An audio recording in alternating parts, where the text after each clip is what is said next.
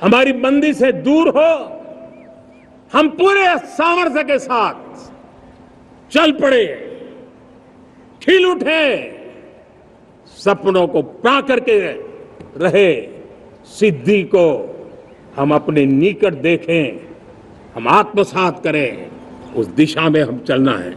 अब आप देखिए कितना बड़ा बदलाव रहा है।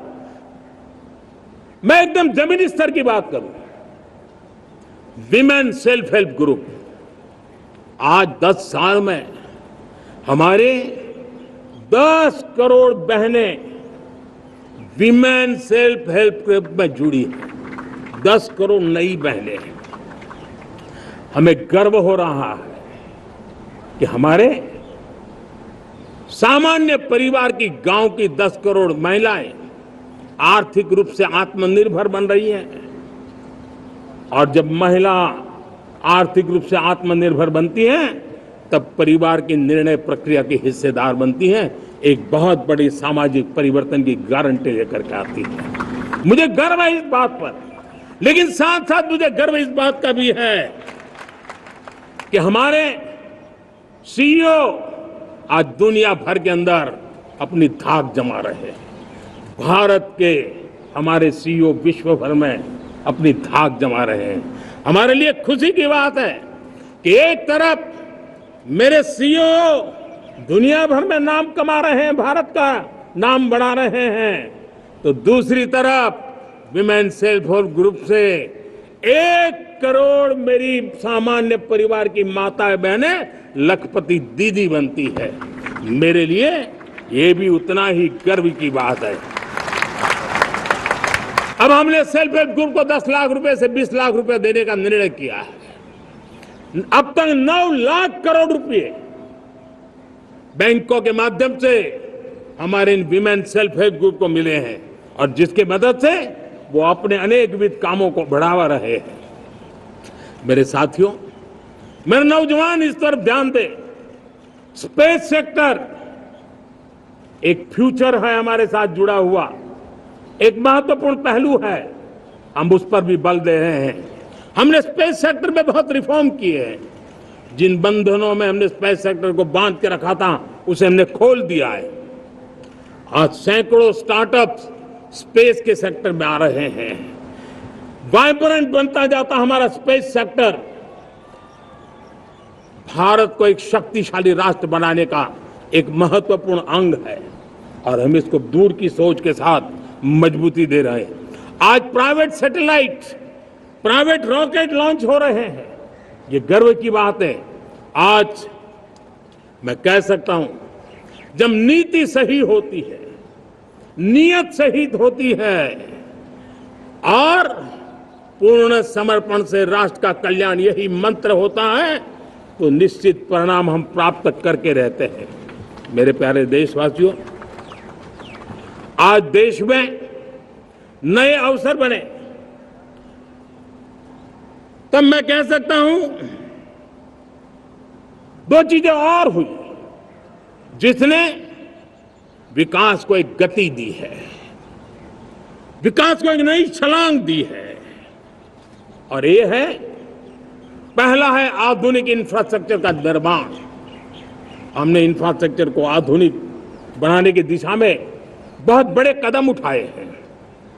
और दूसरी तरफ सामान्य मानवीय के जीवन में जो बाधाएं हैं, ईज ऑफ लिविंग का हमारा जो सपना है, उस पर भी हमने उतना ही बल दिया है। पिछले 1 दशक में अभूतपूर्व इंफ्रास्ट्रक्चर का विकास हुआ है। रेल हो, रोड हो, एयरपोर्ट हो, पोर्ट हो, ब्रॉडबैंड कनेक्टिविटी हो, गांव गांव नए स्कूल बनाने की बात हो, जंगलों में स्कूल बनाने की बात हो, दूर सुदूर इलाकों में अस्पताल बनाने की बात हो, आरोग्य मंदिर बनाने की बात हो, मेडिकल कॉलेजों का काम हो, आयुष्मान आरोग्य मंदिरों का निर्माण चलता हो, 60,000 से ज्यादा अमृत सरोवर बने हो, 2 लाख पंचायतों तक ऑप्टिकल फाइबर नेटवर्क पहुंचा हो, नहरों का एक बहुत बड़ा जाल बिछाया जा रहा हो, 4 करोड़ पक्के घर बनना, गरीबों को एक नया आश्रय मिलना, 3 करोड़ नए घर बनाने के संकल्प के साथ आगे बढ़ने की हमारी कोशिश हो, हमारा पूर्वी भारत, नॉर्थ ईस्ट, उसका इलाका आज इंफ्रास्ट्रक्चर के लिए जाने जाना लगा है। और हमने ये जो कायाकल्प किया है, उसका सबसे बड़ा लाभ समाज के उन वर्गों तक हम पहुंचे हैं। जब ग्रामीण सड़कें वहां बनी है जिनकी तरफ कोई देखता नहीं था, जिस इलाकों को नहीं देखता था, जिन गांवों को नहीं देखता था, दलित हो, पीड़ित हो, शोषित हो, वंचित हो, पिछड़े हो, आदिवासी हो, जंगल में रहने वाले हो, दूर सुदूर पहाड़ों में रहने वाले हो, सीमावर्ती स्थान पर रहने वाले हो, हमने उनकी आवश्यकता की पूर्ति की है। हमारे मछुआरे भाई बहनों की आवश्यकताओं को पूरा करना, हमारे पशुपालकों के जीवन को बदलना, एक प्रकार से सर्वांगीण विकास का प्रयास हमारी नीतियों में रहा, हमारी नीयत में रहा है, हमारे रिफॉर्म में रहा है, हमारे कार्यक्रमों में रहा है, हमारी कार्यशैली में रहा है। और उस सबसे बड़ा लाभ मेरे युवाओं को होता है। उनको नए नए अवसर मिलते हैं, नए नए क्षेत्र में कदम रखने का उसके लिए संभावनाएं बन जाती है। और वही तो सबसे ज्यादा रोजगार दे रहा है। और सबसे ज्यादा रोजगार प्राप्त करने का अवसर इन्हीं समय में उनको मिला है। हमारा जो मध्यम वर्गीय परिवार है, मध्यम वर्गीय परिवार को क्वालिटी ऑफ लाइफ, वो स्वाभाविक उसकी अपेक्षा रहती है। वो देश के लिए बहुत देता है, तो देश का भी दायित्व है कि उसकी जो क्वालिटी ऑफ लाइफ पे जो उसकी अपेक्षाएं हैं, सरकार की कठिनाइयों से मुक्ति की उसकी जो अपेक्षाएं हैं, उसको पूर्ण करने के लिए हम निरंतर प्रयास करते हैं। और मैंने तो सपना देखा है कि 2047 जब विकसित भारत का सपना होगा तो उसकी एक इकाई ये भी होगी कि सामान्य मानव के जीवन में सरकार की दखलें कम हो, जहां सरकार की जरूरत हो वहां अभाव न हो, और जहां सरकार की बेकारण प्रभाव भी न हो, इस प्रकार की व्यवस्था पर हम प्रतिबद्ध हैं। मेरे प्यारे देशवासियों, हम छोटी छोटी जरूरतों पर भी ध्यान देते हैं, हम छोटी छोटी आवश्यकताओं पर ध्यान देते हैं और उसको लेकर हम चलते हैं। चाहे हमारे गरीब का घर का चूल्हा जलता रहे, गरीब की माँ को कभी आंसू पी करके सोना न पड़े, और इसके लिए मुफ्त इलाज की योजना हमारी चल रही है। बिजली, पानी, गैस अब सैचुरेशन के मूड पर है। और जब हम सैचुरेशन की बात करते हैं वो 100% होता है।